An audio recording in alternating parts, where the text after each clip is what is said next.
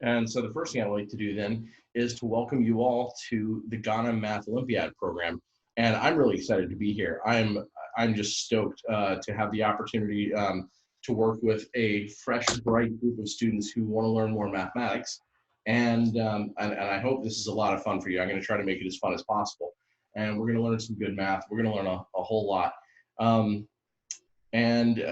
the course, we're going to spend a couple of weeks, at least during my classes, on number theory, a week on algebra, and 3 weeks on geometry, while Wendy is going to cover combinatorics, meaning counting methods, and probability. Are there any questions before we get started? Okay, then. So we're starting with number theory here, and let's talk about what number theory is. So what I've got here are different types of numbers. And you've probably heard of most or all of these. Maybe there are a couple that you haven't seen as much before. Maybe these ones down here at the bottom, I don't know if you've seen those before. But all these different types of numbers have stories to them. And number theory is, well, it's the way that we unravel those stories. It's a set of tools and methodologies by which we study the integers. So most of these at the top are just different types of integers. But probably most of all, the thing that we're going to be studying is the structures of integers. And probably most of what you've done working with integers in the past has been studying them in terms of their digits, right? And that's the third one that I'm calling base number form. You might think of a number like 323 in terms of what its digits tell you.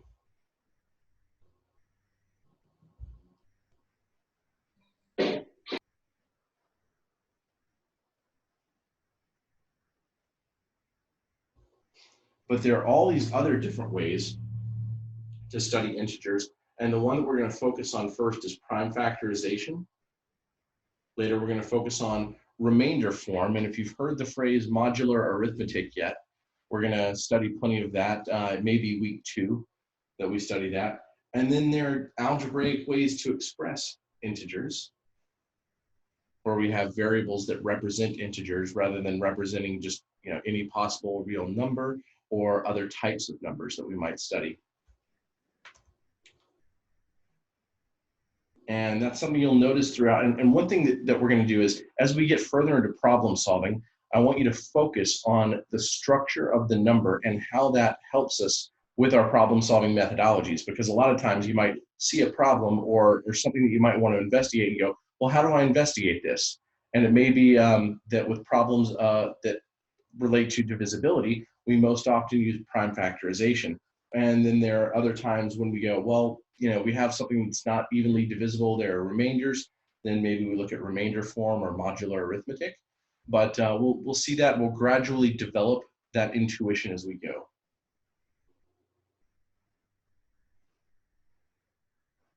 Now we're going to start with primes here. Now, how many of you have heard of the Sin of Eratosthenes? Okay, here's what we're going to do. We're going to divide the positive integers, the ones that are greater than 0, we're going to divide them up into 3 groups. The first group is very, very simple. It's just the number 1. And we call this set of integers the unit, perhaps. 1 is very special. It's all its own. It has no divisors, no positive divisors other than itself. All of the other positive integers have at least 2 positive divisors. Now, the prime numbers are the ones with exactly 2 positive divisors.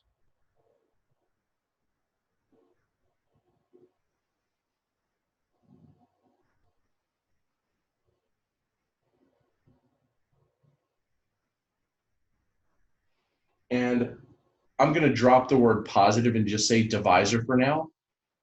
But understand that a lot of the things that we study will apply to negative numbers also. But it should be routine at that point for you to understand how that would work. So the primes have exactly 2 divisors, and then we have the composites. And the composites composite numbers have more than 2 divisors. Now, every integer has at least 2, positive integer has at least 2 divisors if it's greater than 1 and itself. And how is it that we divide the world of integers up into prime numbers? The Sin of Eratosthenes is a process that gives us that. And let's take a look at what the process is. We have a list of instructions here. So we're going to circle the number 2 on this list. We're circling it because it hasn't been marked out. We're circling it because it's a prime number. There is no integer between 1 and 2, so it can't have any other divisors. And 2 divides 2. 2 divided by 2 is 1. 1 divides 2. 2 divided by 1 is 2. So it must be a prime number. And so what we're going to do now is we're going to mark out all of the multiples of 2. And let's ask ourselves, what does it mean that we're marking out 14? Well, we're saying that it's a multiple of 2, and in particular, 14 equals 2 times 7. So anything that is 2 times an integer, we're saying, hey, that's a composite number. It has some other divisor between 1 and itself. 14 divided by 7 is 2. 22 divided by 11 is 2. 24 divided by 12 is 2. And so on. Now I will try to do this more quickly. All the composite multiples of 2 we will mark out. And once we are done marking out all those composite numbers, I'm going to circle the next integer after 2. How do I know that that's a prime number? Rishit? Because its only divisors are 3 and 1. Well, right, but in particular, as it relates to the process, if there had been a divisor between 1 and itself, such as 2, then we would have already marked it out. Yeah. So it's not a multiple of 2, therefore 2 is not a divisor of 3. And now we can start marking out the multiples of 3 that we haven't already marked out: 9, 15, 21, 27, and let's see, we kind of go in diagonals here. It's always good to find those number patterns in the grid. And there we are. And what this means now is that 5 must be prime. It was not a multiple of 2. It was not a multiple of 3. If it were a multiple of 4, then it would have been a multiple of 2, because 4 is already 2 times 2. So now we mark out all of the composite multiples of 5. The first one we mark out that hasn't been marked out already is 25, then 35, 55, 65. Okay, there we go, just the rest of that column. And now we know that 7 must be prime. It was not a multiple of any of the integers between 1 and 7. And somebody tell me, what do we mark out that we haven't already marked out that is a multiple of 7? Archie? 77. 77? Okay, is there any smaller than 77? 49. 49? 49, yeah. Any others? 55. Which one? 35. Something that we haven't already marked out.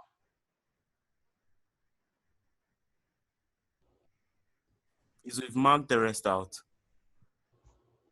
I'm sorry, I couldn't understand. Is we've marked the rest out. Not yet. We're close.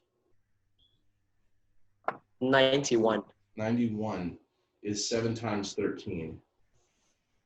Oh, okay. So now what we've done, of course, we've already marked out 8, 9, and 10. We have gone through the first row completely. And as somebody seemed to be alluding to, all of the rest of the numbers in this grid are prime. How do we know that so quickly?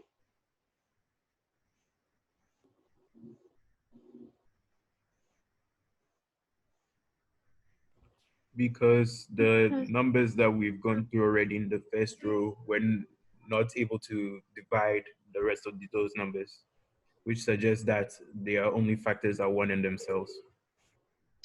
Okay, that's a pretty good explanation. I'm going to say things a little bit differently.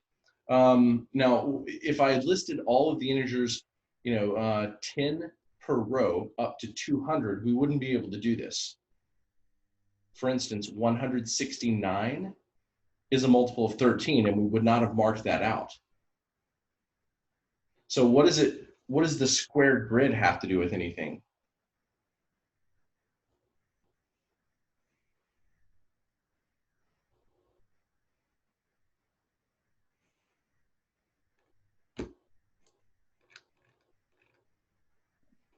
Can I try? Sorry? Can I give it a try?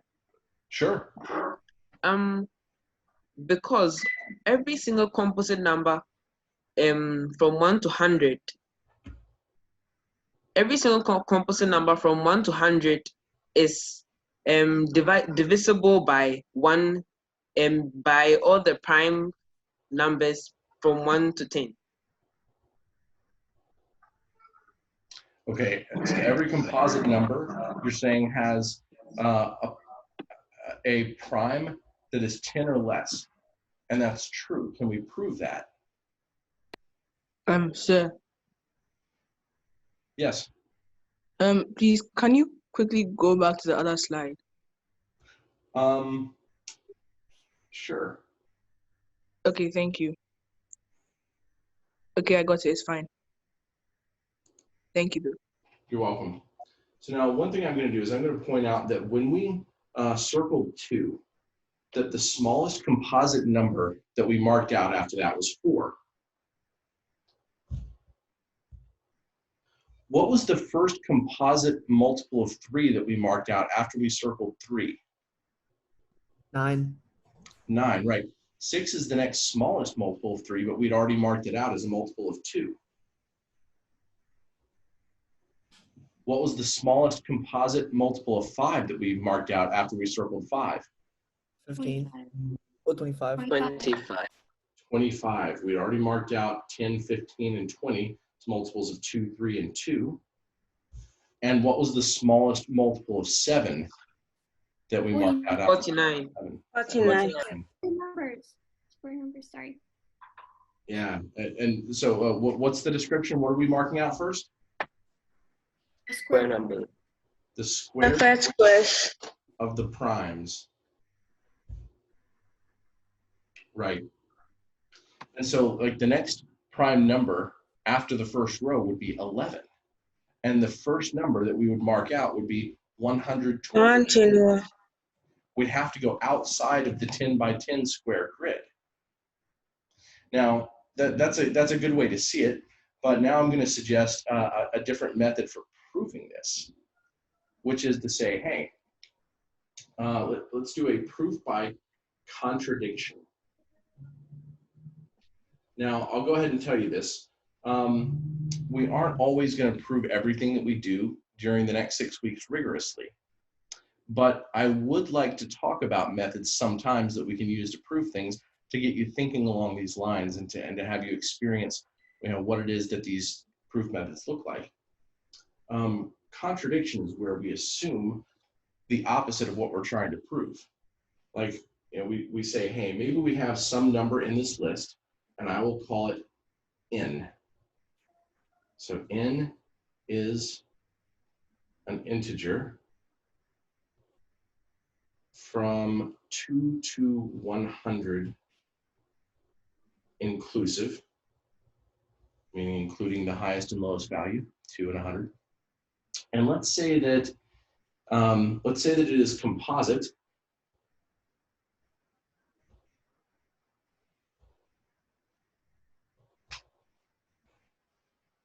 So n is a composite number, but let's say that it has no divisors less than or equal to 10 other than 1.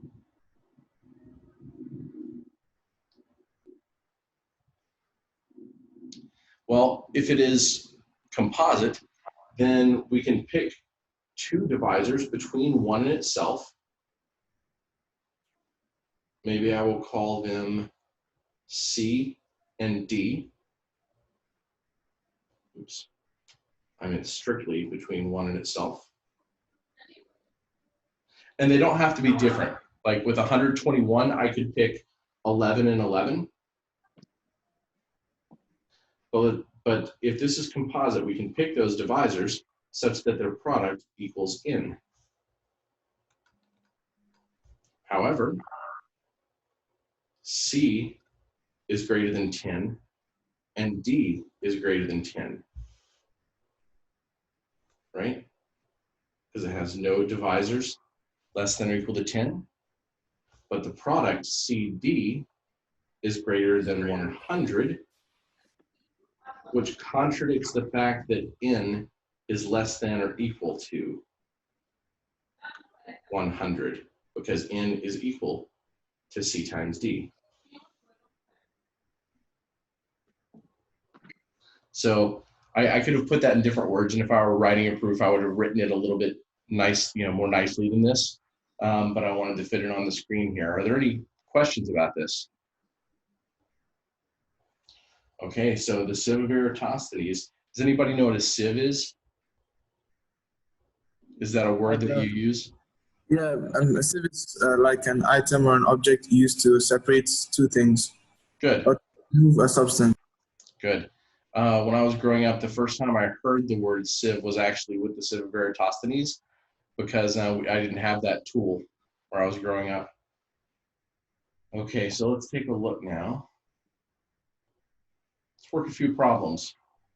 Now, some of these we've really already discussed, but let's take a look at number 4.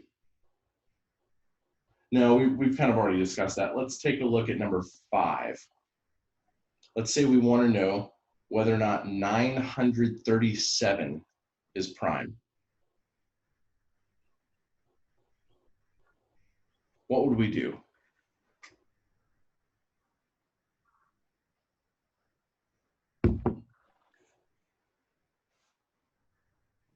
We could try and divide it by the first prime numbers that are less than 10 to see whether it's a multiple of those prime numbers.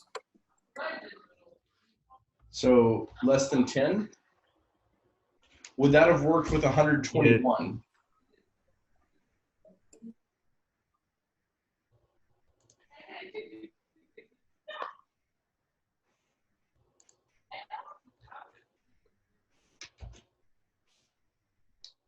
So we should definitely test the primes up to 10 for sure.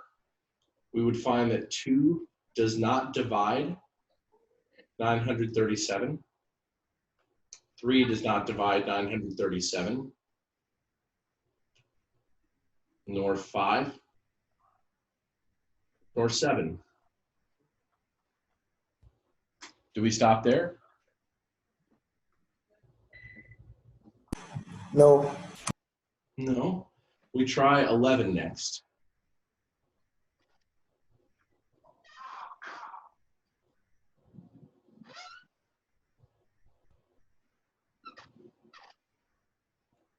Yeah, 11 doesn't work either.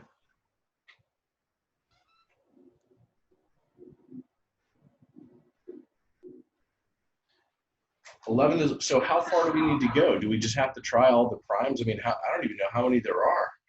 I think there's 160 something primes that are less than 1,000.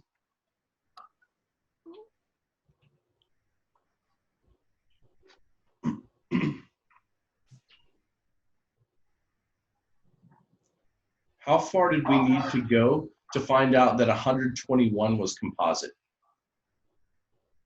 11. 11. Yeah. Okay. What about 143? Probably 13 or 15. That's 11 times 13. It's 11 times 13. So we needed to go up to 11. Okay, how about 221?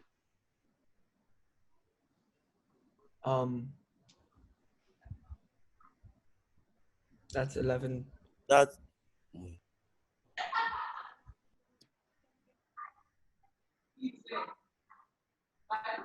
That's 11 times, I think 21. No, that would be 231.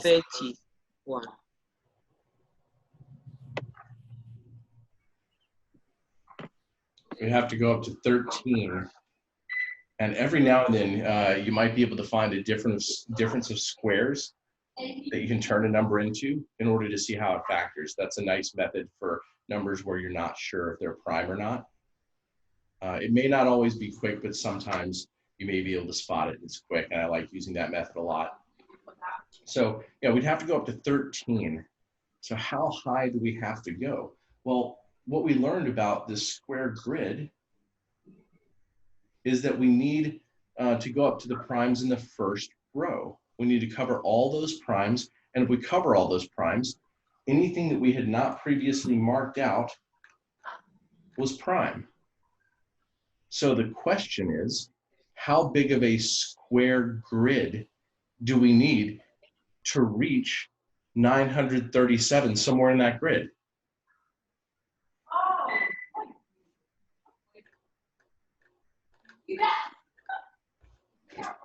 We have to find the closest perfect square. The closest perfect square is 937.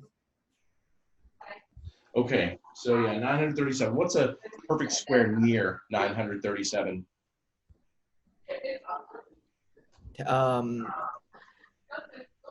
Ooh,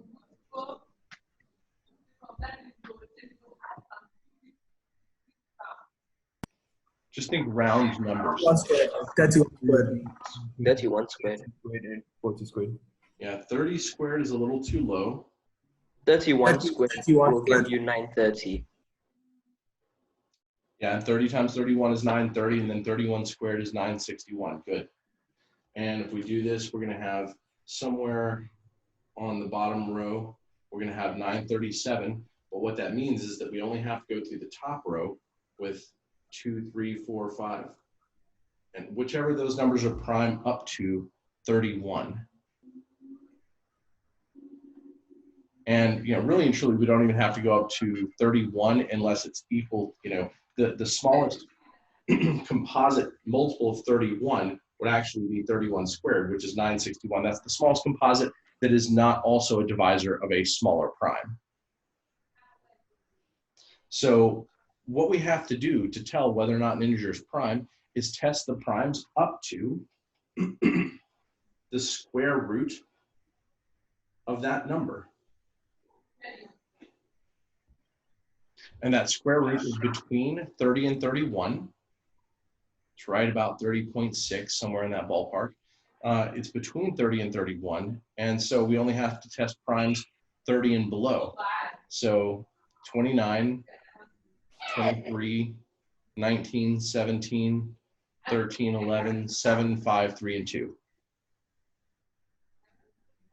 And does anybody know yet whether or not 937 is prime? Yeah, yes, it's prime.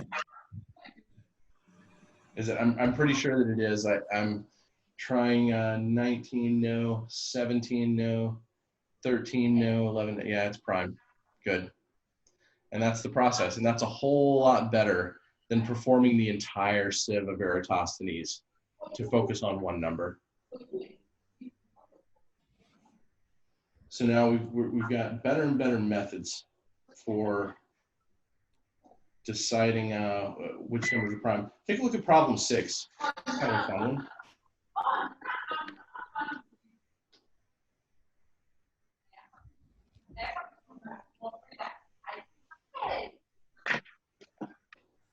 If we did perform the Sin of Eratosthenes on the first 900 positive integers, what would be the last number we would mark out? The very last one.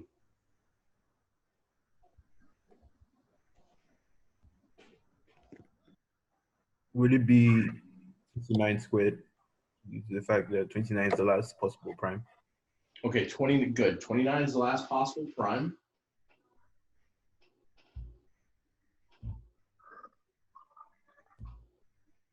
Then what? so it'd be 29 squared. So 29 squared will be the first composite multiple of 29 that we would mark out after we circle 29 and identify it as prime.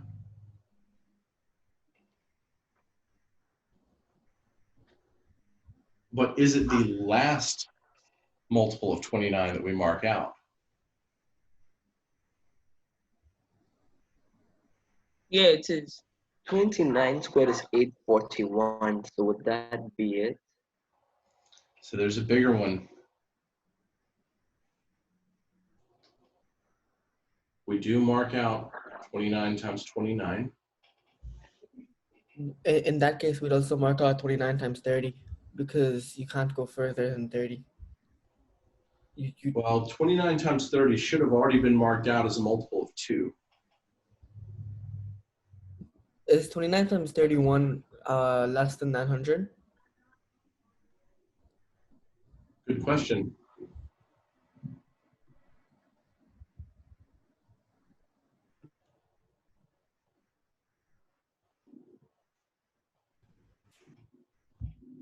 It's 999 if I'm not wrong.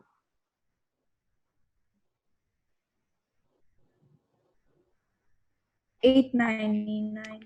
899. It's just a little bit inside. Yeah. So that is the very last one that Andrea identifies. Sir, please, can we find these notes on Piazza? Where can we find them? Oh, I emailed out the notes. I apologize. I have not put them on Piazza yet. I will Okay. do that. I will do that very soon after this class. Oh, or were you able to access the document through email? Yeah. Yes, please. Okay, good. So now let's take a look. Or we'll move on to our next piece of lesson here. And this is some practice. We won't go through all of this, but let's do a little bit of practice. How about 233?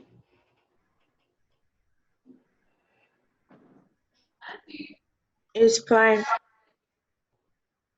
It is prime. How high did you test?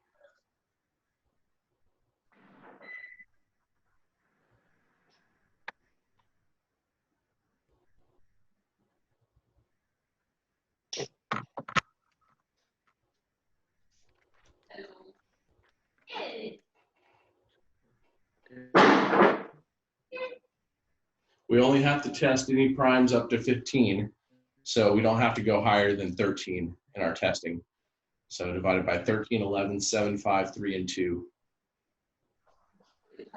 How about 1927? Is that prime?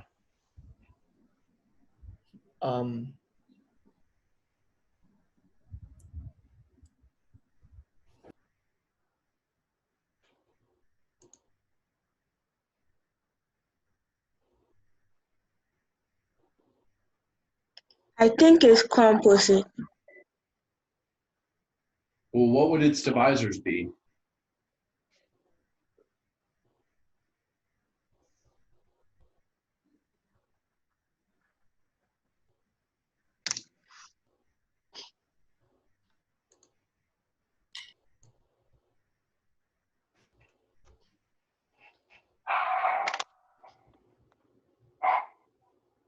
The closest perfect square would be like 44 squared. So that's above 1927. Okay, good. 44 squared is equal to 1,936. So we only have to test primes below 44. Tell me if you spot one.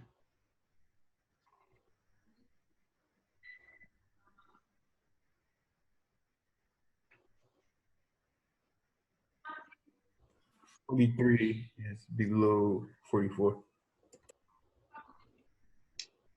Sorry, what was that? 43 is below 44.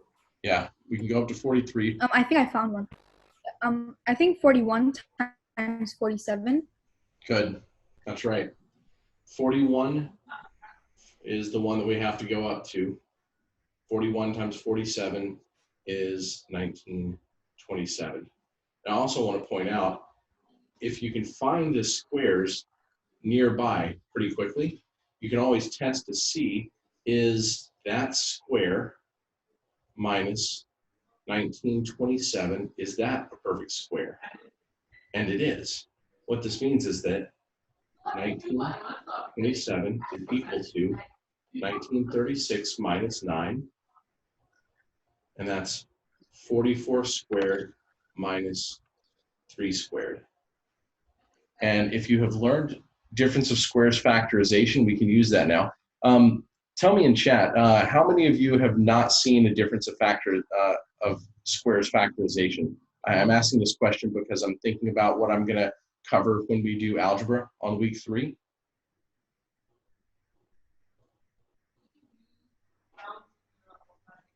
If we have x squared plus y squared, that factors into x plus y times x minus y. And when you can spot that, it's a nice way to factor big numbers a whole lot easier.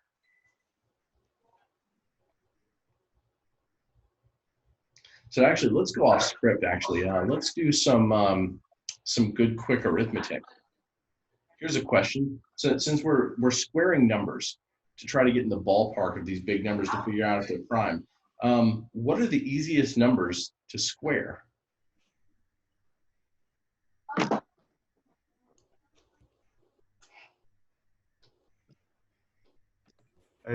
I think the easiest numbers would be the first 12 to square, because you usually learn up to 12 times 12 in your times tables, and so you sort of know those ones. Sure, but what about bigger numbers? Would it be easier to square 23 or 31 or 40? I think multiples of 10 will be really easy to square. Yeah, multiples of 10. When we square 40, we're squaring 4 times 10.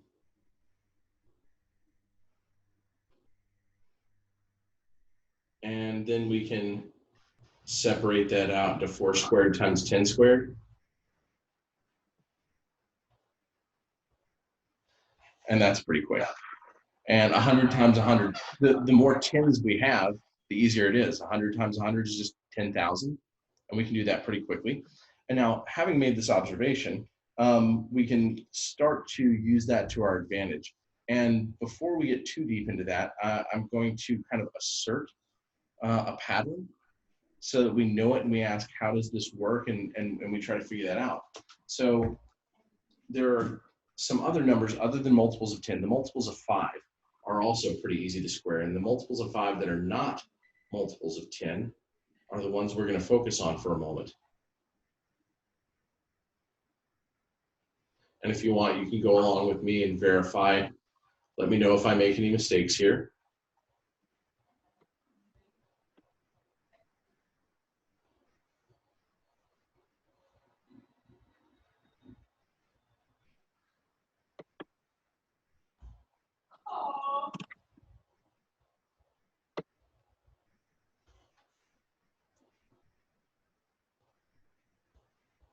Now, there are multiple patterns in the numbers here.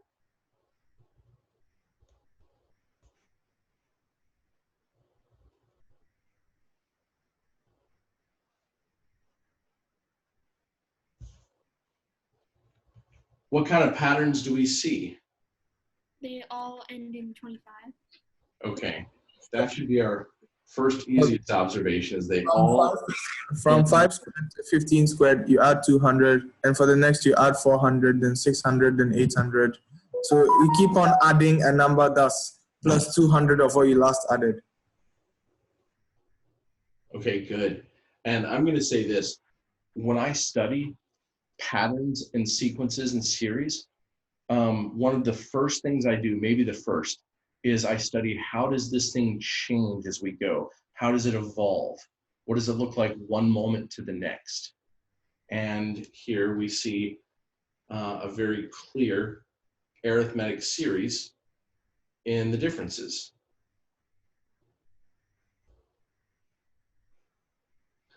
But I don't want to stop there. Now, if I wanted to, I could say, hey, I can add 2,000 to 95 squared to get 105 squared. And that turns out to be true.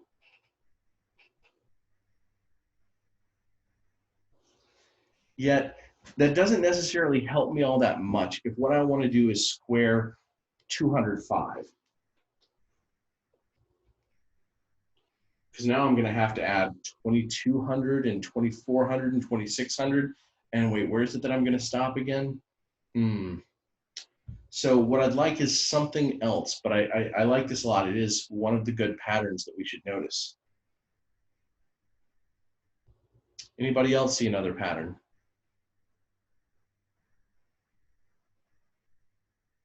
At certain points, the 25, 225, 625 are repeated. Say that again? At certain points, the first three squares that we had, they are repeated in afterwards. Oh, do you mean the digits?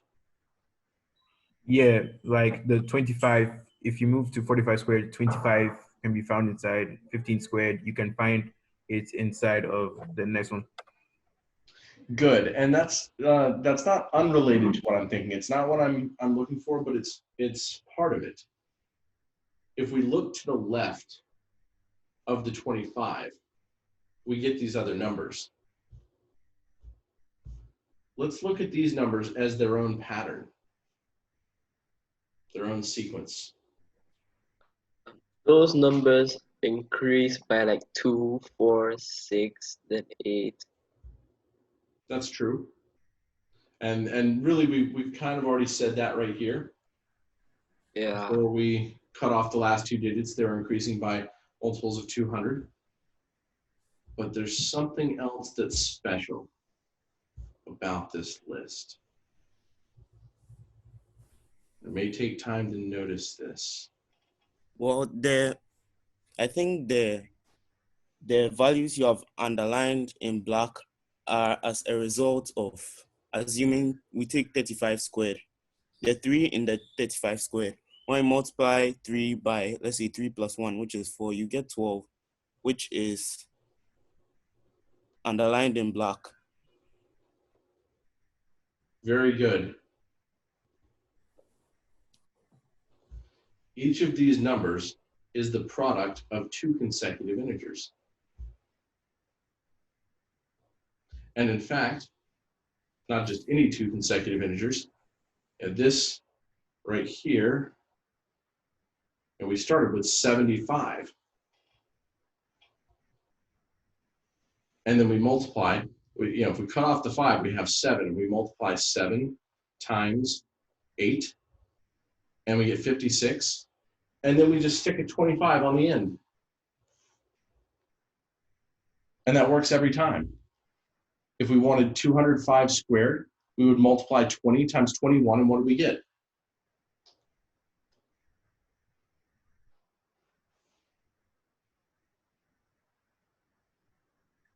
$420. 420. 440. Stick a 25 on the end, and we've got it. That's 205 squared. 42025. Now, I've said this works, but how do we know?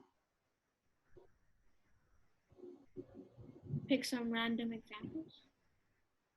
Maybe, but no matter how many examples we pick, there could still be a counterexample. But it does work for all kinds of numbers that we get to that are bigger and bigger. Cut off the 5, multiply 100 times 101, 10100, and then stick a 25 on the end. And so we know that 1005 squared is 1010025. 1,010,025. That's what you can do in your head. Why did he cut off the 5? Wouldn't it be 1,005 times 1,006? So no, what we do is we ignore the Oh. 5 in each of these examples and just multiply the remaining number by one more than itself. And we might ask the question, how do we see that that's true? And I'm going to start with the question, how do we describe an odd multiple of 5? Can we do that algebraically?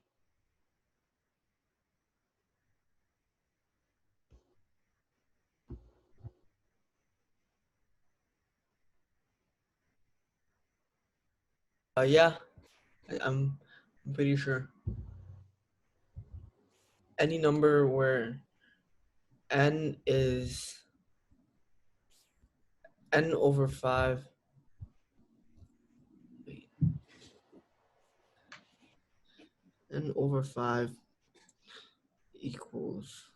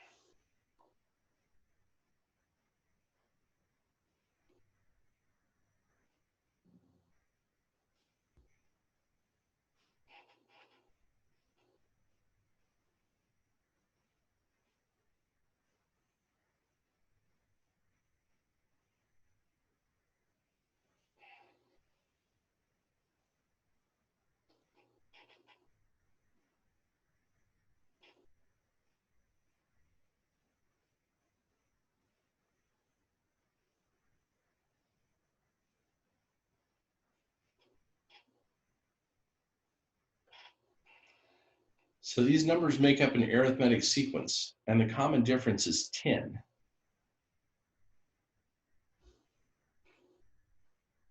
I'll give a little bit of a hint, which is... So would that be 10n minus 5? Yeah, 10n minus 5, or how about 10n plus 5? That's another way to think of it. And this is, maybe you could say this is remainder form.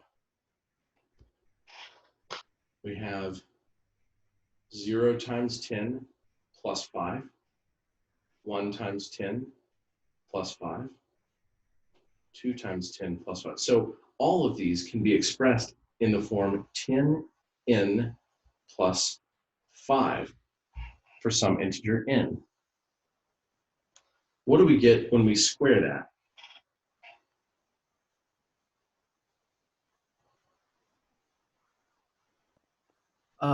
We get 10 times, no, n times n plus 1. Wait. Let's just do the basic multiplication first, using perhaps the distributive property. And I'm going to let you all work on this while I refresh my drink.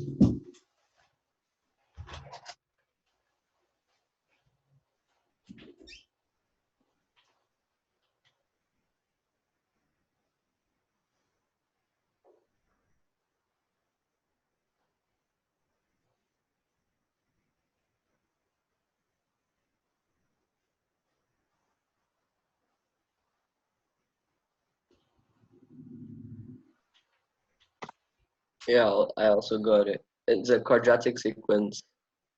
Yeah, anytime you have distributive, it's going to be quadratic. Yeah. Well, so long as we didn't have a term with more than one power of the variable. So we get 100 n squared, or sorry, somebody tell me, what do we get? 100 n squared plus 100. Okay. 100n squared plus 100n plus 25. That's right. 10n times 10n is 100n squared. 10n times 5 is 50n. Then we have 5 times 10n. and 5 times 5. So 100n squared plus 100n plus 25, and there's our 25. And we can factor out the 100 from the rest of it.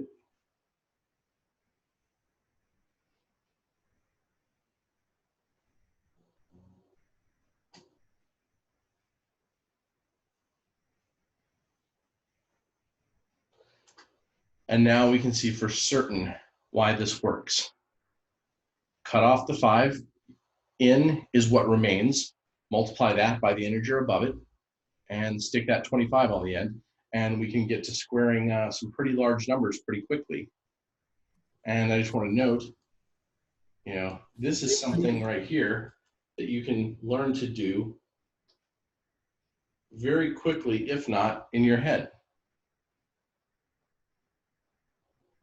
So I'm going to see if we can get to the point where at least one of you squares a 5-digit number in your head while we're working.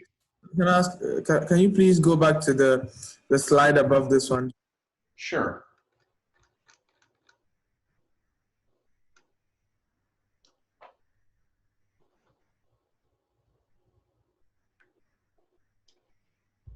And I will make this video available to all of you. I'm going to post it on my YouTube channel, and then I will link all of you to the video. So you'll get a chance to rewatch anything that you want to take a second look at.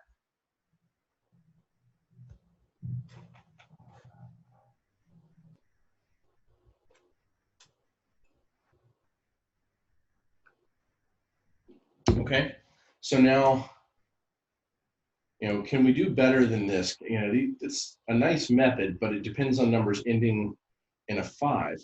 So let's do something a little bit more general. Let's say that I have a carpet.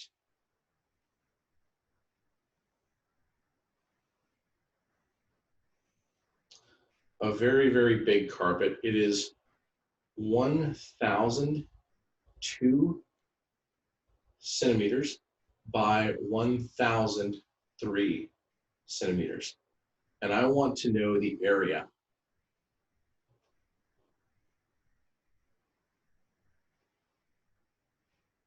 And we get the area from multiplying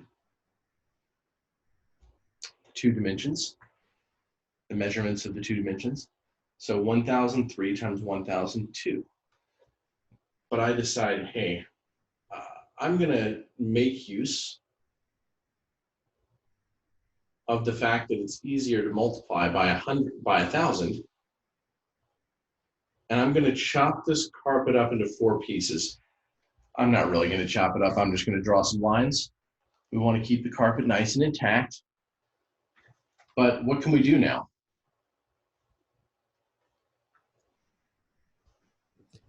You can make it 1,000 squared times 3 times 2. No, wait. 1,000 squared, 3 times by 1,000, 2 times by 1,000, and 3 times 2. And 3 times 2. Good. Good. And here's what we're doing. In order to do our arithmetic better, we're using geometry. We're using algebra to do our arithmetic. We're using these higher forms of math to do something that's very simple and routine, except that it's allowing us to do it more easily. How are we using algebra here?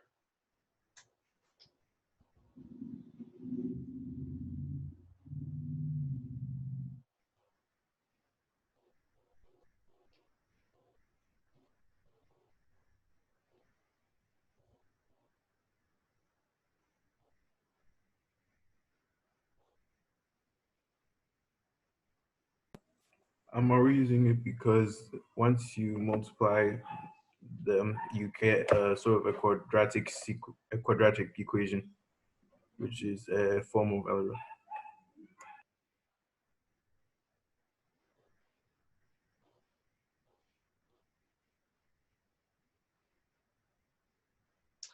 algebra. And I would just describe it as we're using the distributive property. You know, most generally, we're saying x plus 3 times x plus 2 And when we multiply x plus 3 times x plus 2, we get x squared plus 5x plus 6. 5x plus 6. So here we add those two dimensions, multiply it by 1,000, and then we multiply those two dimensions, which is that tiny little area in the corner.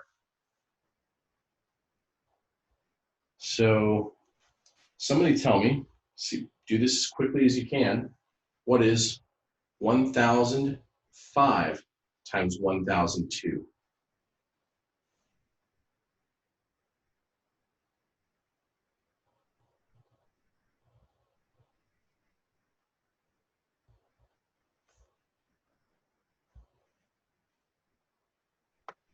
Um, 1,007,010. Good.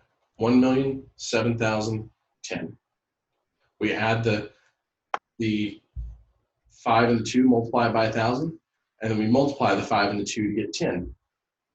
And we can do that relatively quickly. Once you've practiced it just a little bit, it's something that you do, almost as fast as your small number multiplication.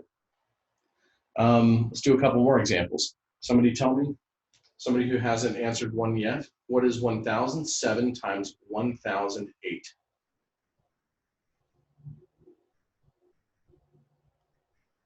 And if you've already kind of got the method, maybe try to do it without pencil and paper. Is it 1 million? Is it 1,016,063? Close. 1,015,056. 15,056. 56, yeah. Whoever did 1,016,063, I think you did 1,007 times 1,009. Oh, I thought. Oh, okay. I didn't see that. I thought it was a 9, not an 8. Sorry. Yeah, I saw when you said 63, I realized that's what you were doing. But yeah, 1,007 plus 8, 15. So we have 15 extra thousands. And then 7 times 8 in the corner is 56. And now that we've done that, and how many of you think you could do that in your head? I'm sure at least a few of you are ready for that. Yes.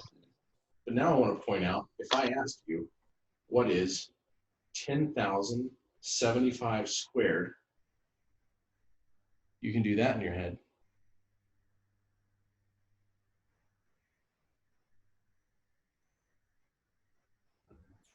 Um,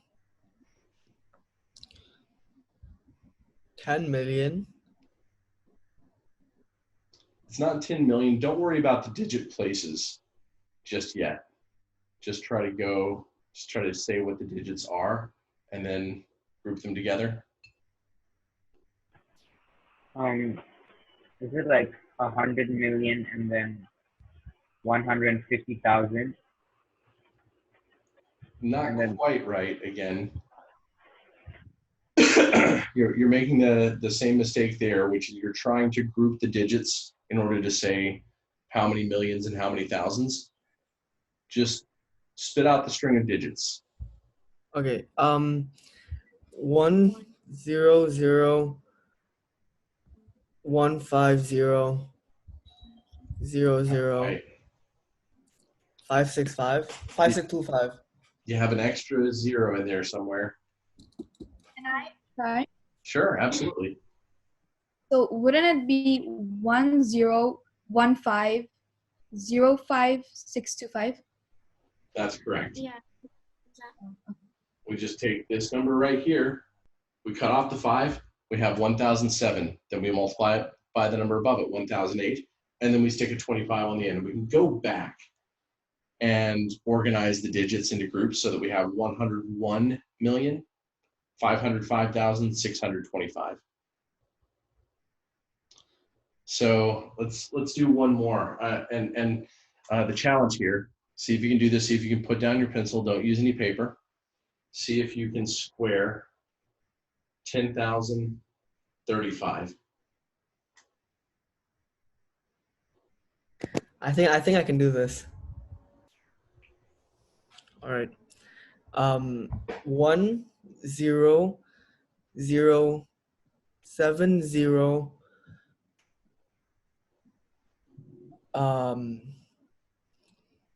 1225.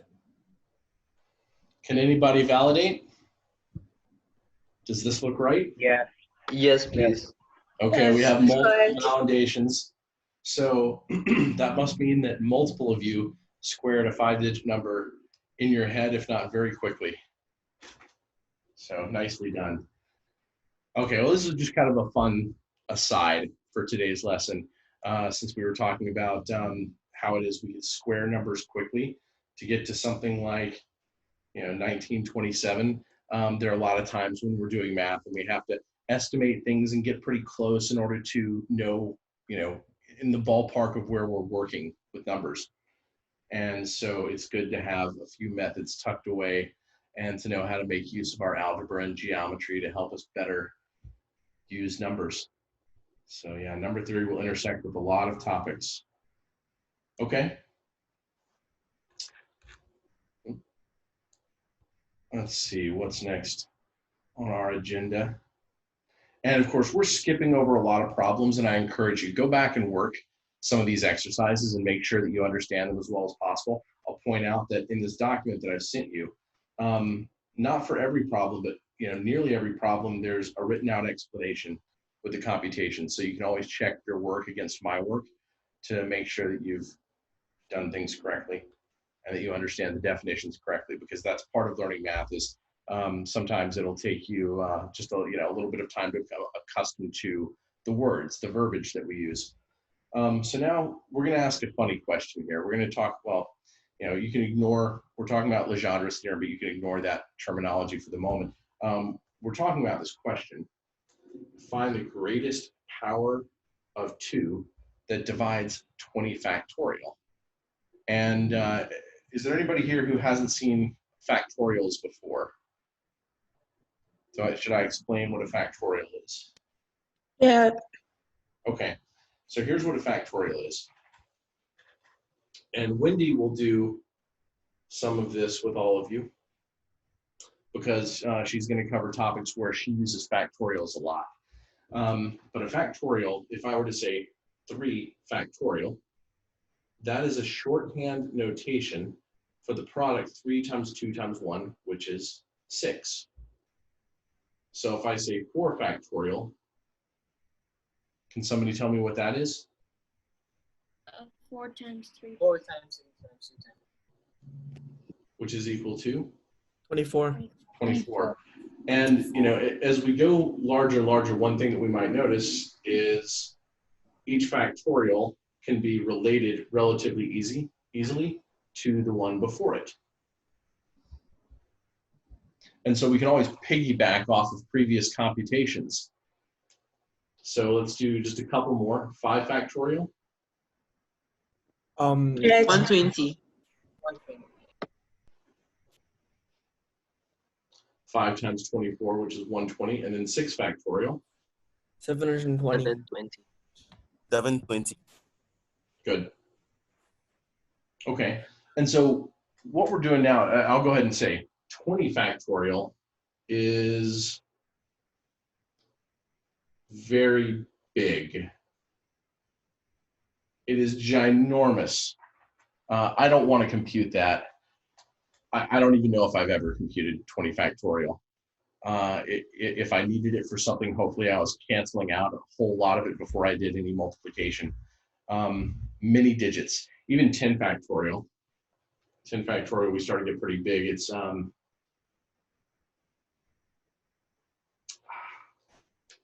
hold on, I've actually forgotten. Let's see, 40,320 is 8 factorial. 9 factorial is 362,880. So 362,880. That's already a 7-digit number. Then we multiply by 11, we get an 8-digit number. Multiply by 12, we get a 9-digit number. You get up to 20, and we probably have more than 20 digits. I'm not sure, but we probably do. So clearly just a gigantic number. And in this problem, and suppose what we want is to take the prime factorization. And we haven't talked about prime factorization yet, but actually let's go ahead and do that. We'll come back to this. this problem. Let's make sure that we all know what we're doing with prime factorization. That was one of our structures of integers, but we haven't talked about it today. If I asked, what is the prime factorization of 20? What would that be?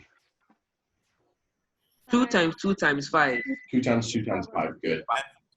And just to make sure, just in case there's anybody who hasn't done this before, the way that I do this, if I need to start from the basics, is I think kind of like the Sin of Eratosthenes. What are the primes that go into this?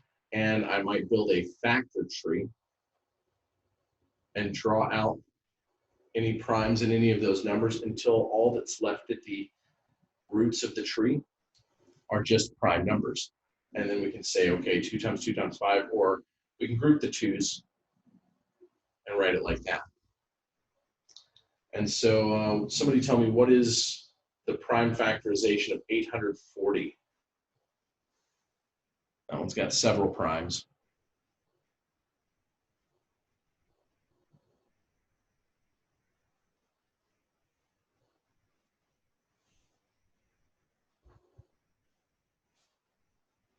I got 2 raised to the 2 power 3 times 2 5 times 2 7. times 5 times 7, yeah. I got 11. 2 cubed times 5 times 11. Okay, you got 11 instead of 21 when you divided out 3 powers of 2 and the power of 5. You got to 11, but you must have made some arithmetic error before the end game. But it should be. Oh yeah. I see the issue. I see the problem. 2 cubed, 3, 5, and 7. And of course, you can always go back and check, right? It's good to check your work and see. Okay, now, if I had asked, what is the prime factorization of 10 factorial? How could we do that?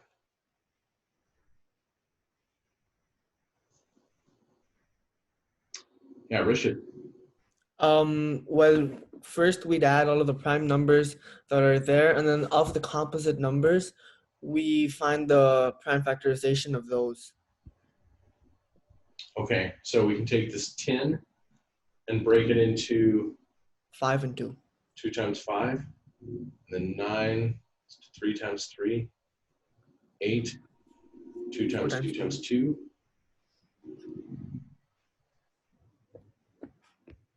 And then we can multiply everything together. And I would say, hey, how many powers of 2 do we have? And then go through and count them all up. And we've got, let's see, 1, 4, 5, 6, 7, 8.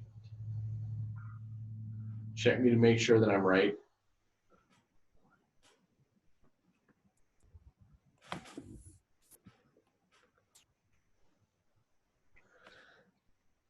Do I have the right totals or have I missed anything? I think it's 2 raised to the power 7. David, was that you? Yes. Tell me what you said again. I'm coming. I'm saying I thought it was rather 2 raised to the power 7 and not 8. Oh, you think that there are 7 powers of 2 instead of 8?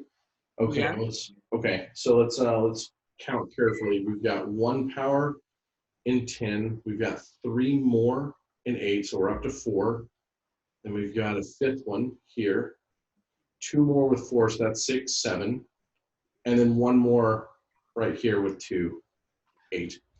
Okay, I didn't know the 2 itself was part. Yeah, I didn't write that down below, and I should have. But clearly, we're already talking about numbers that are big enough that it's actually it's a little bit hard to count and keep track of it all, right? And this gets worse and worse. The higher the factorials go, we have more and more primes, and it gets harder and harder to count the number of powers of 2. Like, how would we count the powers of 2 that are in 100 factorial? What if we need to go that high? What if we want to know the prime factorization or even some piece of the prime factorization, like how many powers of 2 are there in 100 factorial?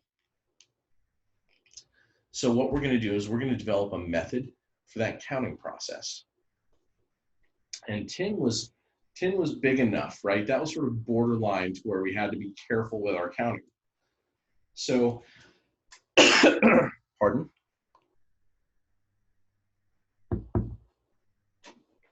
Let's take a look at 20 factorial. And we're not going to do the whole prime factorization. Let's just say that we want to count the powers of 2, because we can go one prime at a time. We can count the powers of 2, then we can count the powers of 3, and then the powers of 5, and so on. And if we have one methodology that works for all of that, well, then we're going to be fine. So powers of 2 in 20 factorial, greatest power of 2 that divides 20 factorial. So 20 factorial is equal to 20 times 19 times 18. Let me see if I've got this. Okay, I do. That's right. So we take a look at this product. And of course, you can see the questions that I have below it. But ignore those questions for now. There are a number of ways that we can go about this. What I'm going to do is just ask the question, how many of these factors are even? How many of them are multiples of 2?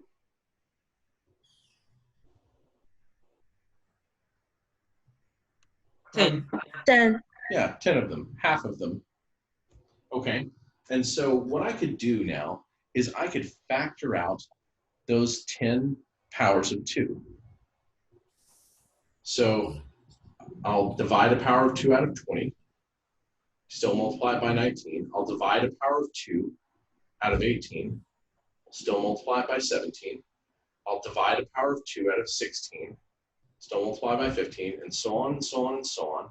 And then at the end, I'll bring back the 10 powers of 2 that we just separated out.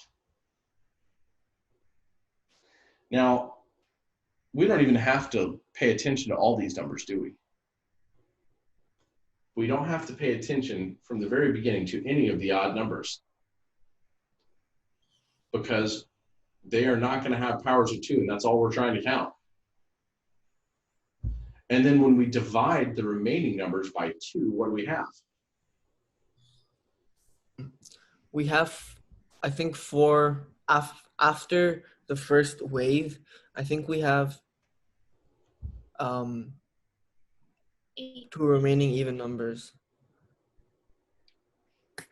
I heard somebody say we have 8. That's true. We've already counted that. But I'm going to pretend for the moment that we haven't counted it. And now we just have the product of 10, 9, 8, 7, 6, 5, 4, 3, 2, 1. And now what can we do?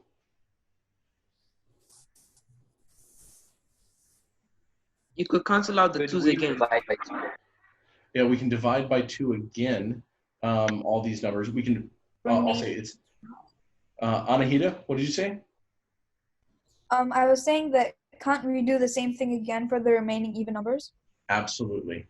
If something's working and we have an endpoint, and we do have an endpoint, we can't do this forever. The numbers will get smaller and smaller and smaller, and there's only so small they can get and still be positive integers. If something's working for you, keep doing it. So we'll take we can ignore the odd numbers again, take the even numbers, and we have 5 of them, and divide a power of 2 out of each of them. What remains is 5, 4, 3, 2, and 1. And now we have not just the 10 powers of 2 that we had before, but we have 5 more of them. And then we can divide 2 more powers of 2 out of this 4 and 2. And now we've got 10 powers of 2, 5 powers of 2, and 2 powers of 2. And finally, this 2 has 1 more power of 2 in it. And we can see that in total, we have 18 powers of 2 in 20 factorial. And I'll go ahead and mention we have 8 powers of 3, 4 powers of 5, 2 powers of 7, 11, 13, 17, and 19, 1 power of each of those. Sorry, I'm kind of cramming that in on the right-hand side. But that's how we would find the prime factorization of 20 factorial. And let's review what we just did. We can look at this in multiple ways. We can follow this, this way of taking out a power of 2 from any number that has a power of 2 in it over and over again. Or we could look at it this way right here, which is how many of the 20 smallest natural numbers have at least 1 power of 2? That was our first pass. Then we had a second pass. How many of them have a second power of 2? In other words, how many of them were multiples of 4, multiples of 2 squared, right? That was where we had, the original numbers would have been 4, 8, 12, 16, and 20. And from those, we identified 4 multiples of 4 that had at least a second power. So 10 first powers of 2, 5 second powers of 2, 2 third powers of 2, an 8 and 16, and 1 fourth power of 2. 16 was the only number that had 4 powers of 2 in it that we multiplied together. And now we can add these up. Is there anybody who has a question about this process? And I'll go ahead and say we're basically done, except that we can use notation to wrap this up, a little bit more simply, a little bit more nicely. But let's take a look at how we do that then. We're going to invent some new notation. Maybe you've seen it before, maybe you haven't. We're going to call this the greatest integer function.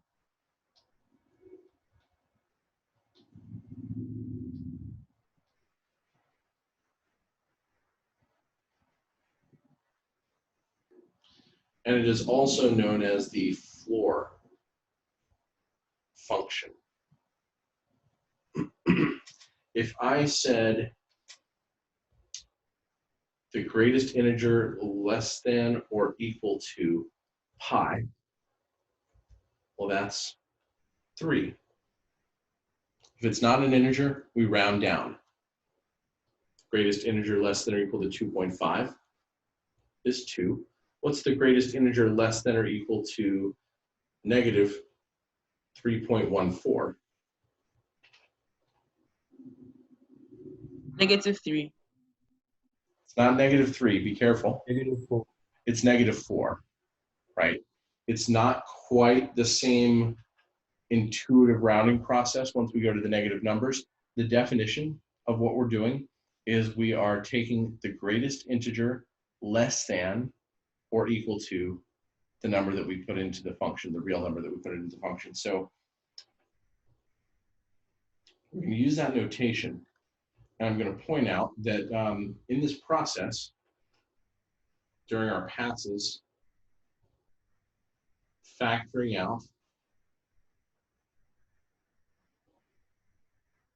powers of 2, that on our first pass, the total number of integers here with at least 1 power of 2 in them was the floor of 20 divided by 2, which was 10. And then we said, how many of them will have another power of 2?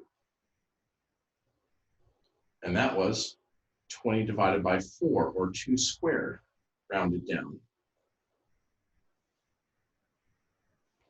And then how many of them have at least 3 powers of 2? And we could say, oh, how many multiples of 8 are there up to 20? Let's see, 8 divided into 20 is 2 remainder 4. So if we take 20 over 8, that's 2 when we round it down. There are 2 multiples of 8, less than 20.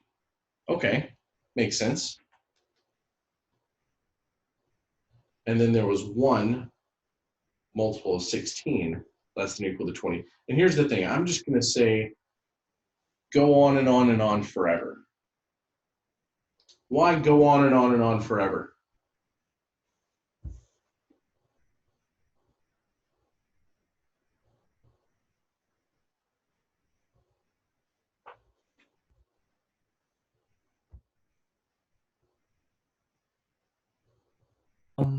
Because there'll always be a time.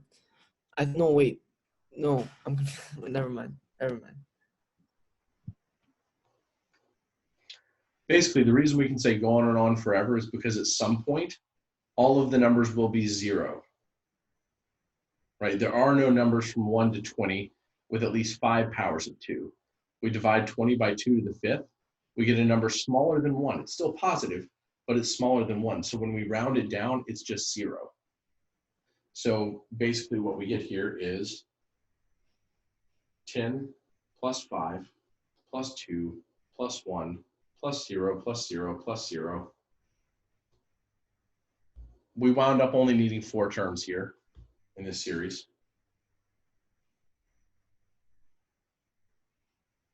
So now let's give this some practice.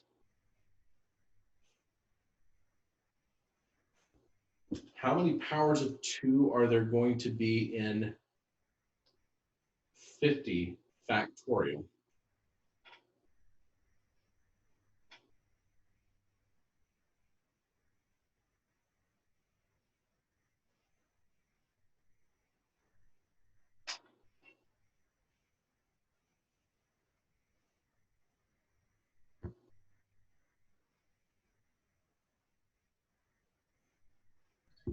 I'm sorry, were you speaking? Because I can't seem to hear anything.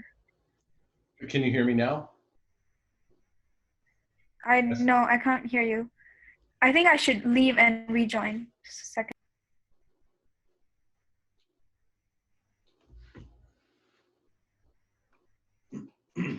So if we want to know the prime factorization of 50 factorial, let's start out by trying to find how many powers of 2 there are in 50 factorial. And somebody tell me how many of the numbers from 1 to 50 have at least 1 power of 2 in them? 25. 25, okay, good. Simple enough. We take 50 and divide it by 2, round down if necessary, and we get 25. How many of the numbers from 1 to 50 have at least 2 powers of 2 in them? 12. 12 of them. Around 12. 12 of them do. How many of the integers from 1 to 50 are multiples of 8, meaning they have at least 3 powers of 2 in their prime factorization? 6. 6. And 4 powers of 2? 3. 3. 5 powers of 2? 1. 1. 6 powers of 2? None. 0. 0. Yeah, we're done at that point. 2 to the 6th power is 64. There is not a positive multiple of 64 smaller than 64. And now we just add these up, and what do we get? 51.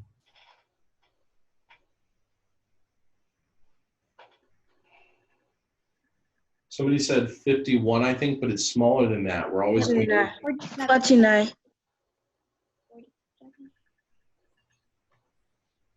I've heard 51 and 49 and 47. I think I get 47. I'll double check here. It looks like 47 to me. Yes, it's 47. It's 47. Okay, so multiple people got 47. Good. So yeah, be careful with your arithmetic and counting it all up. But yeah. Sneh, you had an observation?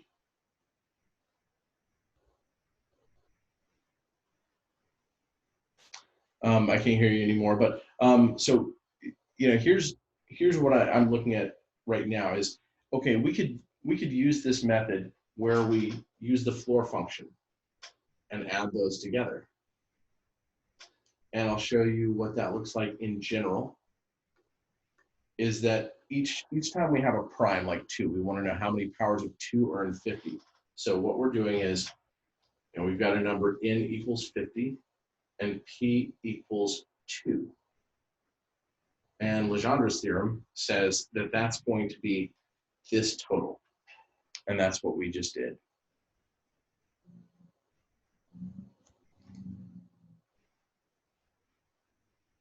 And if we want to be practical, we can do this a little faster. We divide 50 by 2, round down if necessary. 25. Divide that by 2, round down if necessary. Divide that by 2, round down if necessary. And I'm not going to prove that that works, but you can probably see intuitively why it does.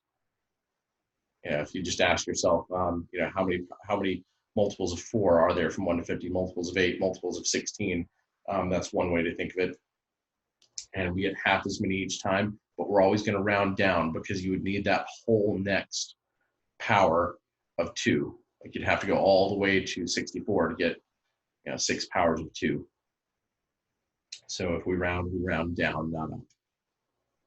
So let's do that and find out how many powers of 3 there are in 50 factorial. How many of the integers from 1 to 50 are multiples of 3?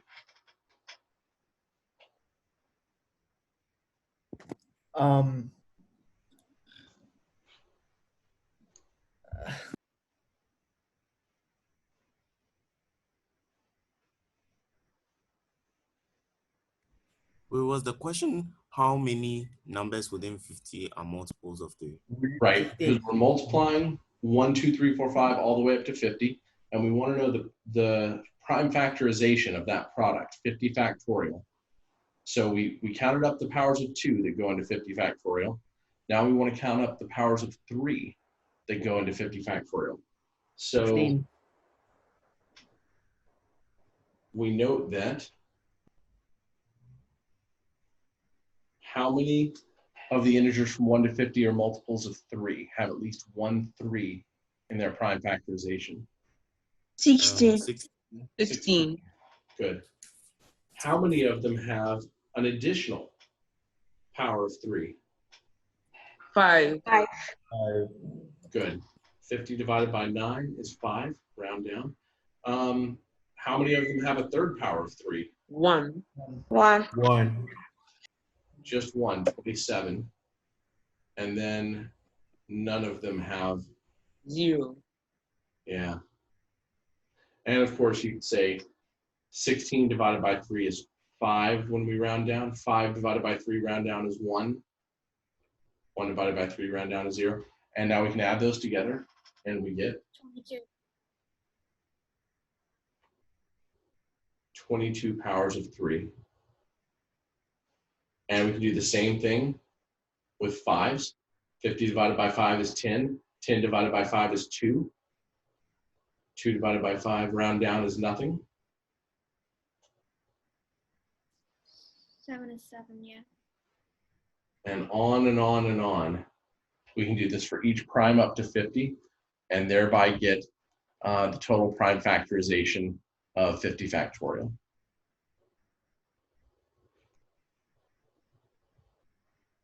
Anybody have any questions about this process? In that case, let's do some problem solving. Sir, please, would your YouTube video be posted immediately after this? Will the YouTube video what? Will your YouTube video be posted immediately after this? Not immediately. It'll take me a little bit of time to process the video, but you can expect it in a few hours. Okay.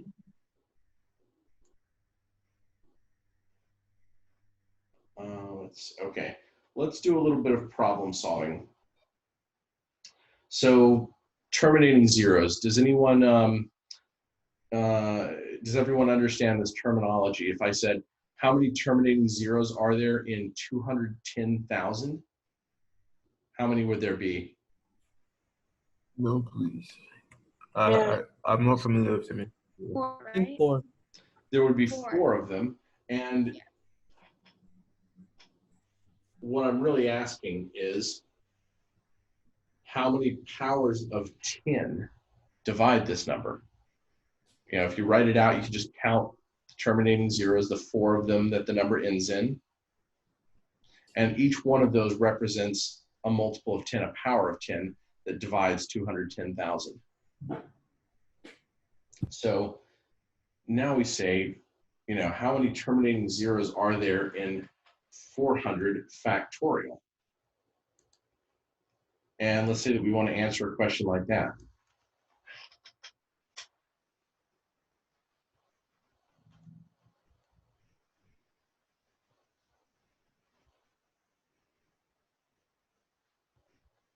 By the way, you'll see zeros spelled with or without that extra E at the end. But terminating zeros. So a terminating zero comes from being a multiple of 10. So what is some way that we can answer this question?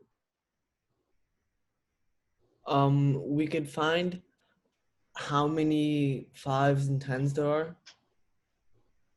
How many 5s and 2s? 5s, 2s, and 10s. Okay. So like for 210,000, what we have is 21 times 10 times 10 times 10 times 10. And if we were to write out the prime factorization of that, it would look like this. And where in that prime factorization do we see the number of powers of 10, the number of terminating zeros? For 2, because 2 times 5 equals 10. So since you do that 4 times, you have 4 zeros. Yeah, for every pair of 2 and 5, we get a 0. So we're looking at the powers of 2 and the powers of 5. Now I'm going to post a different example. What if I gave you the prime factorization? 2 to the 7th power times 3 squared times 5 to the 11th power times 7 squared. How many terminating zeros would there be at the end of this gigantic number? 7. 7. Good. How many of them would there be at the end of this number? 7. 7. Good. We're looking at the powers of 2 and the powers of 5. But here's the thing. If we have 7 powers of 2 and 11 powers of 5, well, we can group some of those 2s and 5s together. Oops, I just write 7 instead of 5. We can group some of those 2s and 5s together, but we will eventually run out of 2s, at which point we have 4 extra 5s left over. And with the second example,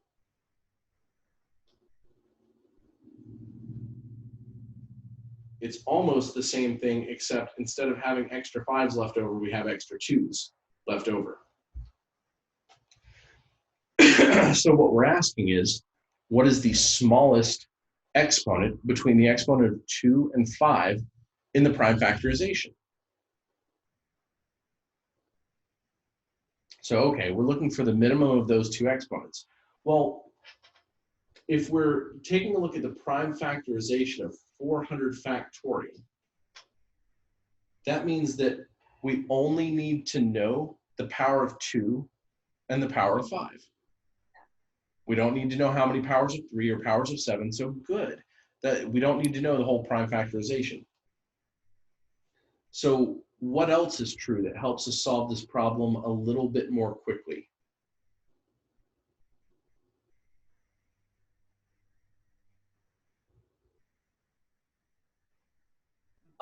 We could use the prior method of finding out what's the greatest amount, like how many 2s are in the prime factorization to find out the answer.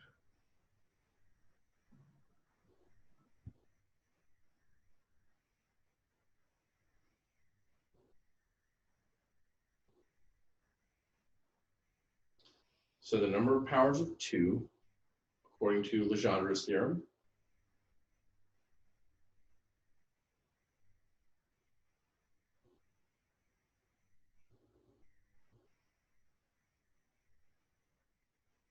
is this. And the number of powers of 5 is this. Now, what do we notice about these 2 results?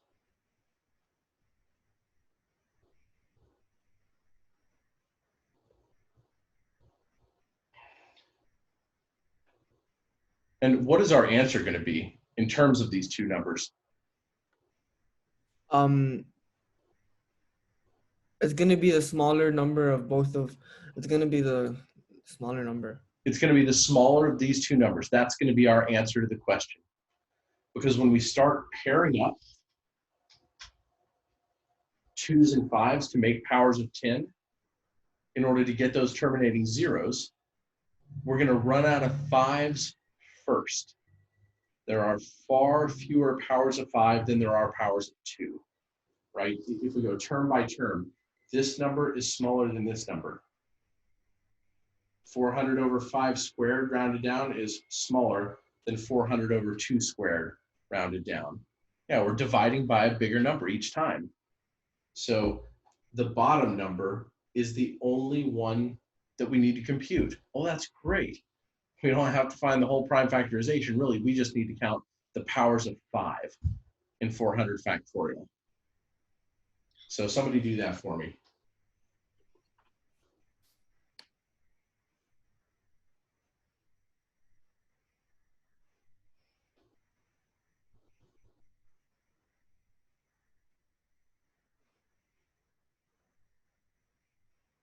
I think the answer is 99. That is correct.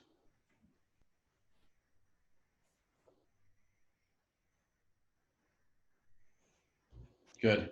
We divide 400 by 5, we get 80. Divide that by 5, we get 16. Divide that by 5, round down, we get 3. Divide that by 5, round down, we get 0.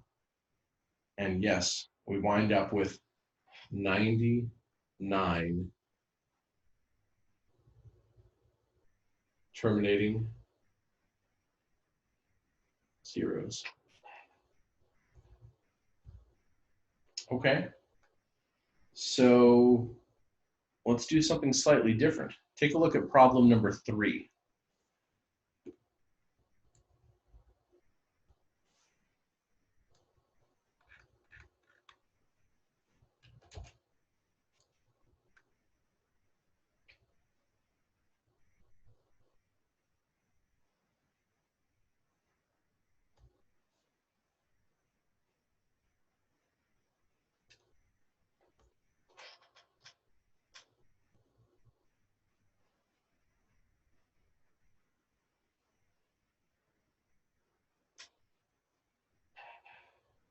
How could we approach this problem?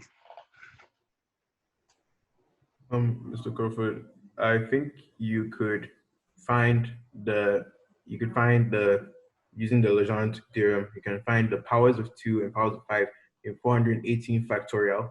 Then you find those same powers of 2s and powers of 5s in 310 factorial. And then you try and find the difference based on the number of integers removed. Marvelous, Salorm. Very good. First thing I'm going to do is I'm going to mention, when I was growing up, the first time I saw a problem like this, I actually approached it the more simplistic way, which was what we did to come up with Legendre's theorem. I asked, how many of these are a multiple of 2? How many of these are a multiple of 4? How many of these are a multiple of 8? So, I'm just going to call that deliberate counting, which is what we did to come up with Legendre's theorem. But then I'm going to say, hey, another way that we could approach this is to repackage the product in terms of something familiar. And that thing that's familiar to us already is factorials. We can rewrite this product up here. Actually, I'm going to kind of write this out to show. This is 418 times 417, so on and so on, down to 312 and 311. And then I'm going to cleverly multiply by 1. Clever multiplication by 1 is one of my favorite tactics with arithmetic and problem solving.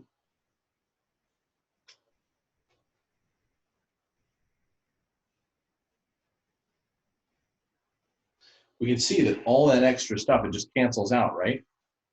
It's just equal to 1.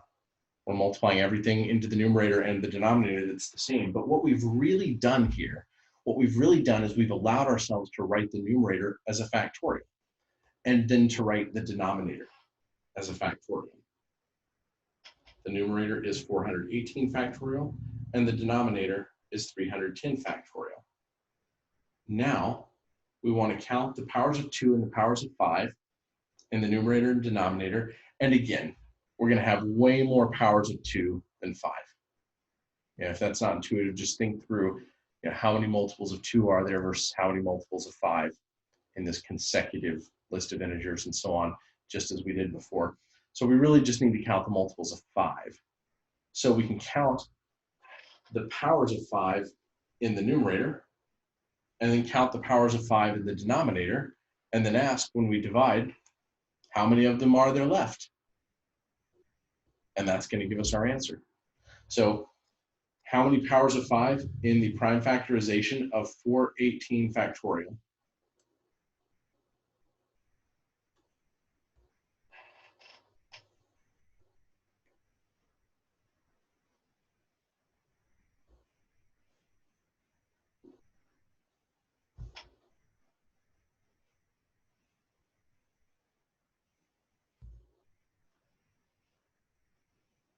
The numerator has 103.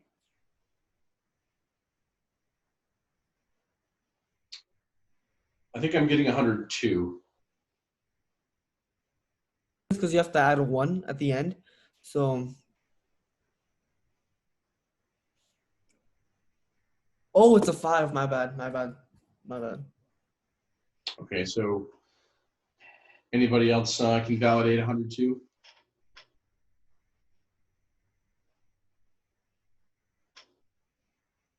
And then how many in the denominator? Yeah, also got 102. You had 102 also? Good.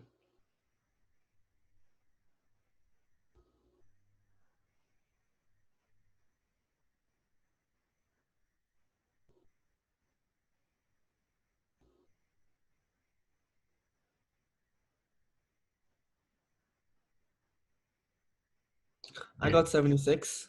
Yeah, me too. And when we divide these out, a whole bunch of those cancel. What do we get? 22. No, 24. What am I saying? 26. 26. 26. 26. We have 26 terminating zeros at the end of the product of 311 to 418. All right. I'll leave problem number 4 as an exercise.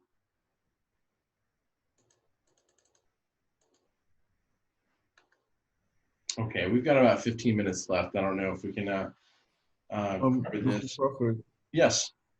when you divide 418 by the power of the 5 to the power of 1, which is basically 5, isn't it 83? And then when you divide it again, isn't it? Okay, I think I've seen my mistake. Yeah. Okay. So let's talk about common multiples. We've talked about prime factorization, and one of the things that I want everyone to recognize is that prime factorization is something that can be sort of transitive within the multiplication process, and here's what I mean by that. I know that's. Let me start over. Let me search for the wording. We're going to talk about common multiples and prime factorization. Now, if I wanted, for instance, the prime factorization of multiples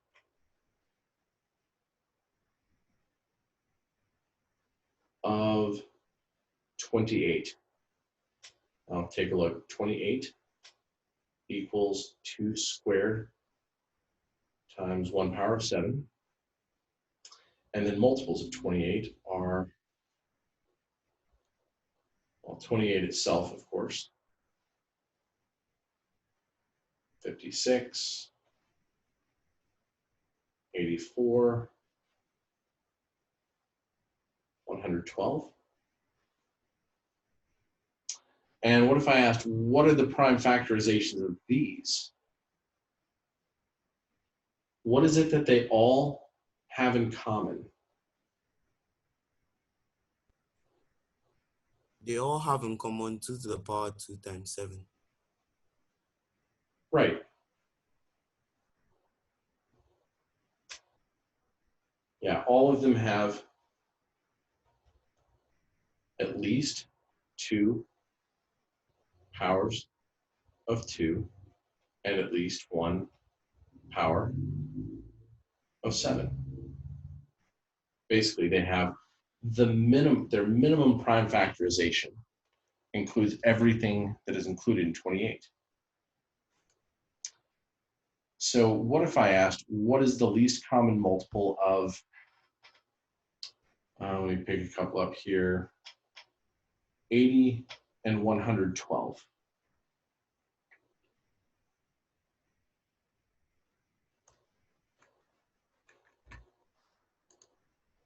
And what is it that we could do using prime factorization to find the least common multiple of 80 and 112?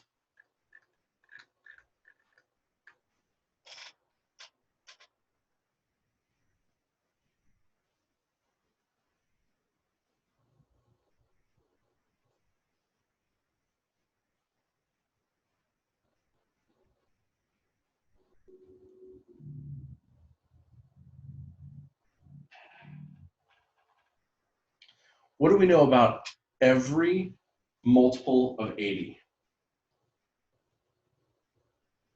It has to end in 0. That's true, but what we're exploring is prime factorization. So let's say as much as we can about the prime factorization of every multiple of 80. They have 4 powers of. 4 powers of They 2. all have at least 4 powers of 2 and 1 power of 5. Right. And what can we say about all of the multiples of 112? They all have at least 4 powers of 2 and 1 power of 7. Good.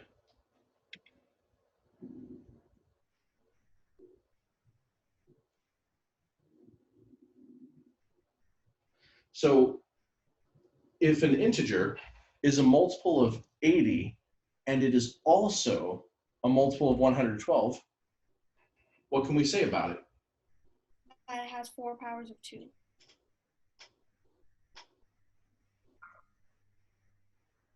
It has 4 powers of 2, 1 power of 5, and 1 power of 7. Good. Has to have all of the properties of the multiples of 80, and it must have all of the properties of the multiples of 112. We just combine those. And for, like these two, we just say, well, what is our, minimum floor, minimum boundary?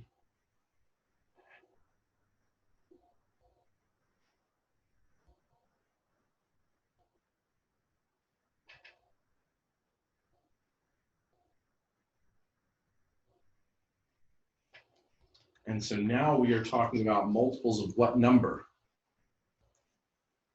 collectively?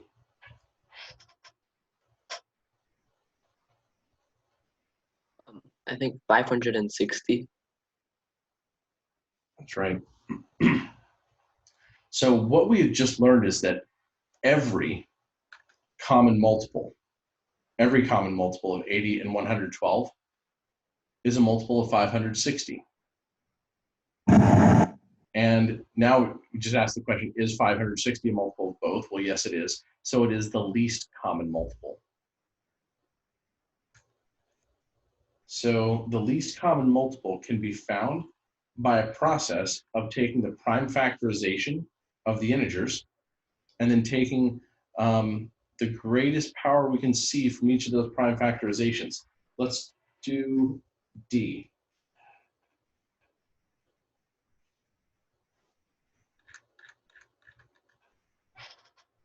And you will sometimes see notation like this using square brackets. LCM may be capital, maybe lowercase. Every now and then it's not even there. It's just the square brackets, but hopefully you'll see that defined for you. So in order to come up with this, we find the prime factorization of 3600. Somebody tell me what that is. 2 to the power 4 times 3 to the power 2 times 5 to the power 2. Mm-hmm.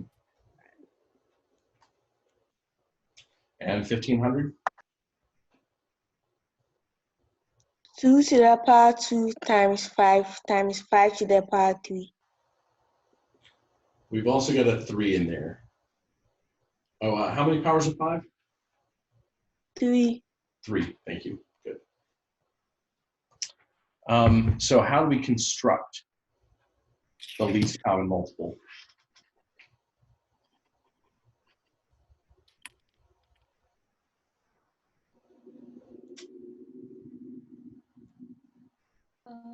It would include 2 powers of 2, 1 power of 3, and 2 powers of 5. So I think you've done something we're going to do later, which is to find the greatest common divisor. Oops. But if we have a multiple, so, one step at a time, if we ask how many powers of 2 do we want? Well, any multiple of 3,600 has at least 4 powers of 2. Any multiple of 1,500 has at least 2 powers of 2. If we combine those statements, That means both of them need to have at least. Kashav, can you say that again? I think they should both have at least 4 powers of 2. Okay, when we combine both of these properties, having at least 4 powers of 2 and at least 2 powers of 2, if I were to say that David has at least 4 shirts and David has at least 2 shirts, you would know for sure that David has at least 4 shirts. So we pick the greater of these two numbers.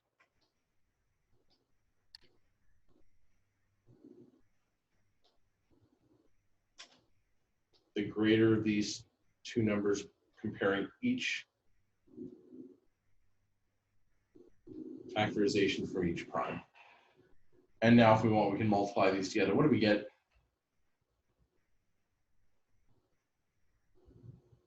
Fortunately, we have a lot of 2s and 5s we can put together.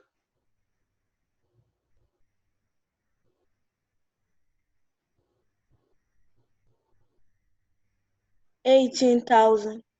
18,000. Good. So we take the maximum of each exponent in each prime between the numbers that we're trying to find the least common multiple of, and that gives us the prime factorization of the least common multiple. Now, what if we did the opposite? And I'll mention that we have, I've got a number of extra exercises here for anybody who wants to give that practice and a little bit of additional problem solving, but we're running short on time now, so I want to go ahead and get this next piece in. Suppose we wanted to find common divisors instead of common multiples.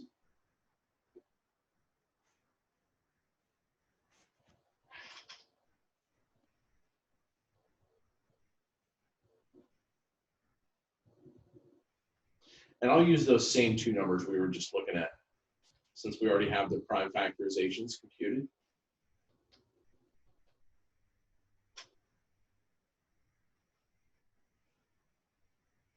Mr. Crawford, in this instance, wouldn't you just pick the lowest power of 2, the lowest power of 3, and then you multiply them against each other?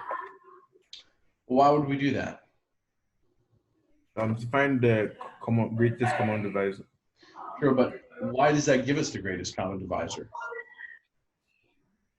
Because instead of giving us a multiple, it's giving us a lesser value of both of these numbers that is able to divide both of them. Okay, and I'm going to put that into a different set of words. if we want a divisor of 1500, I'll call that number D. What we want is for 1500 over D to be some integer. By the way, you might start to see notation like this. This reads that N is an element of the set of integers. Does anybody know why the set of integers is a big bold Z?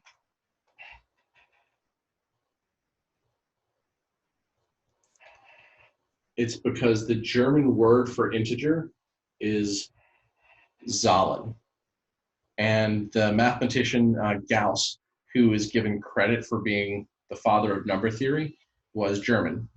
So don't be surprised, you know, you're going to start seeing that big bold Z often. So learn how to read it now. And I'll write this on the screen a number of times over the next couple of weeks so that you can start to get used to it more. But you know, 1500 divided by D must be some integer N. That would tell us that D is a divisor of 1500. Well, let's just rewrite this equation. 1500 equals N times D. And now we can see quite clearly that 1500 is a multiple of D. So these are reciprocal relationships. You know, D is a divisor of 1500 when 1500 is a multiple of D. And we've already said that the multiple of an integer must contain all of that integer's prime factorization. So if 1500 contains all of the prime factorization of D, then what we can say about D is that it has at most, I can say less than or equal to, at most 2 powers of 2. Similarly, it has at most 1 power of 3 and at most 3 powers of 5. And that is what we know if D divides 1500. And we're going to go a little bit over time here. I hope that everybody can stick around. We won't go too far over. Any questions so far? And then if D divides 3600, sorry, I'm trying to create a little more space here. If D divides 3600, we know that it has at most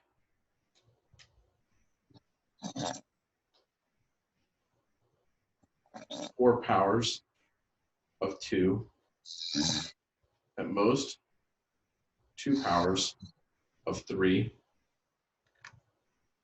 and at most 2 powers of 5. And so these are the divisors of each 1500, 3600, but I've used D both times because what we really want to discuss are the common divisors. Which ones are divisors of both? Well, the divisors of both can't have any more than 2 powers of 2. Can't have any more than 4 powers of 2, but 2 is more limiting. So D must be a divisor of something with 2 powers of 2. Similarly, has at most 1 power of 3 or at most 2 powers of 3, which means in total at most 1 power of 3. And then at most 3 powers of 5 and at most 2 powers of 5, which means at most 2 powers of 5. So any common divisor of 1500 and 3600 is a divisor of 300. And so the greatest common divisor is 300. And this is not the only way to find the greatest common divisor. We'll talk about another way later this week. But that's one thing that prime factorization is useful for. And I'm going to put it one more way. If we have the factor trees of 1500 and 3600, take a look at what we can do.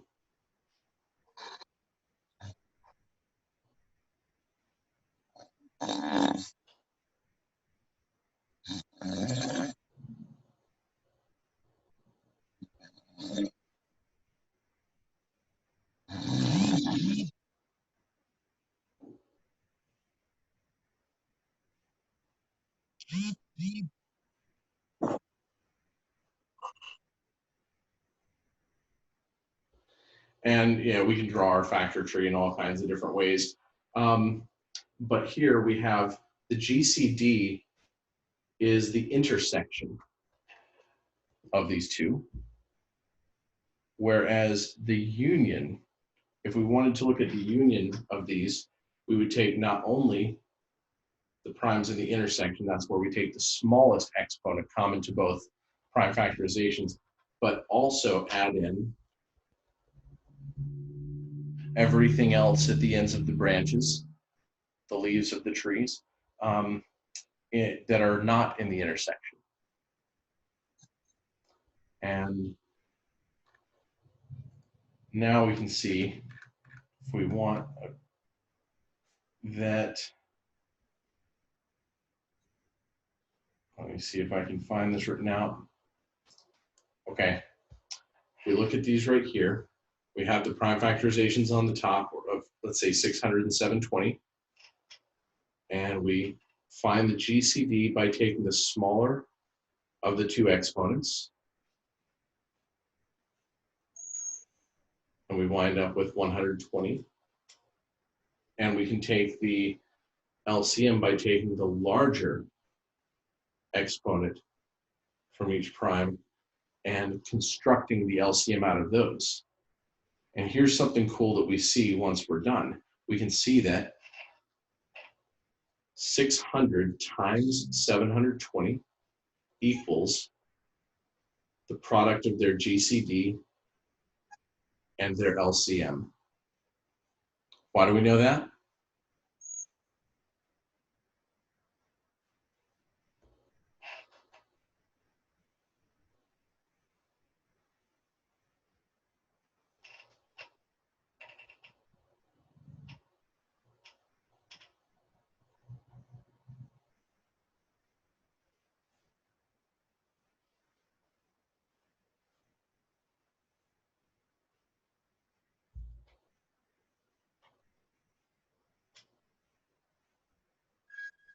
Because we constructed the GCD and the LCM out of all the same primes. The bigger and smaller powers of 2 are 3 and 4, 4 and 3, and the smaller and larger powers of 3 are 1 and 2, and the smaller and larger powers of 5 are 1 and 2 also. Sorry, I'm kind of bleeding onto the end of the screen right there. So that's a nice little equation. One way we could write it is A times B equals the GCD of A and B times the LCM of A and B. All right, are there any questions or comments or thoughts about anything we did today?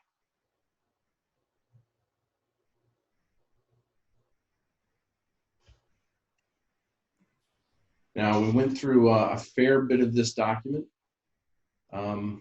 maybe about halfway through, and we'll continue going through the rest of it later this week.